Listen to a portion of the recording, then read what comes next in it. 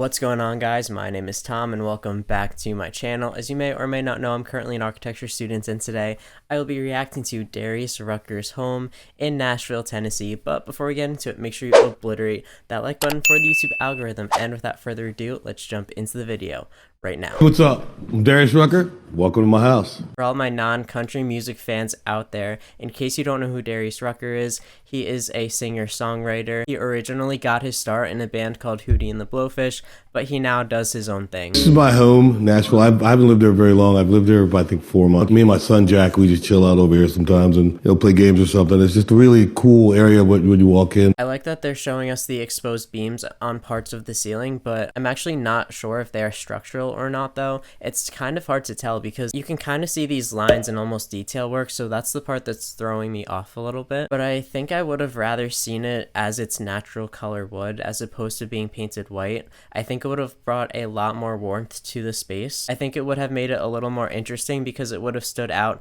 against that white ceiling, and it would almost start to fade away into the remainder of the ceiling where they no longer have it recessed. That's a dining room table / stage. We'll move this table and a lot of the virtual concerts I have to do with everything going on. We just set up right there and with the little band and we rock out. I'm kind of surprised that he doesn't have a set studio space where he has all of his equipment, but that's the beauty of a house. The room is only defined by the contents in which you put in it, otherwise it's completely flexible. But if you have furniture that can easily be moved, why not use it as a studio space while it's not being occupied as a dining room? Little kitchen area. Believe it or not, I do cook. Not a lot, but I do cook for Jack and everything, and it's a great area. It's wide open. It's a pretty decent kitchen. I like that the cabinets have some nice details on them, but I can't decide if I like the backsplash or not. I kind of do. It does make some interesting shadows. I also like that it's an off-white color, so that way it's not being super blown out and almost too bright. But it does feel like a very comfortable space, and Darius obviously uses it quite a bit. You have a lot of family or a lot of people in the kitchen cooking up different things and in each other's way, and I'm that guy who wants to sit here and talk to them and have a good time and,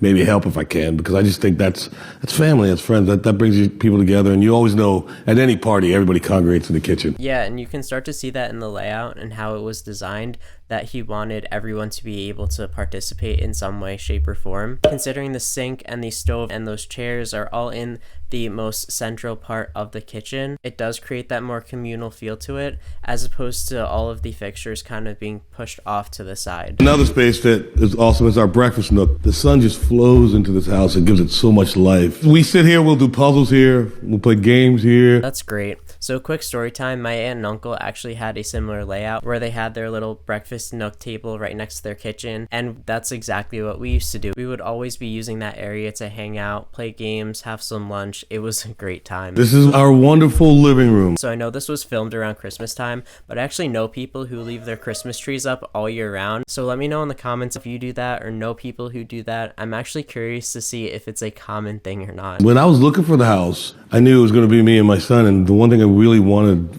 was a place that him and I could hang. Him and I could be together and just sit down and watch TV or play video games or joke. When I saw the living room and how open it was and how the sun just came in through the window, I just thought, man, this is going to be perfect for us. That's a great mentality to have, and you can really get the sense that he's being super genuine about that too. Just the way that he speaks about him and his family, as well as all of the personality that he's putting into this house to make it feel super homey, super welcoming. Every southern house needs a great porch. I spend a lot of time out here. Jack spends a lot of time out here. When I was looking for a house, I wanted, big living area, and I needed a big porch. I needed a porch to just sit on. A big porch is so much a part of life for me that if I didn't have one, I don't know what I would do. So this one's perfect. I think that outdoor living space is super necessary, and it helps just keep people sane. I really like that it's covered and has that fireplace, so it really can be used any time of the year. But I don't know, I feel like the space wants to have an outdoor TV or projector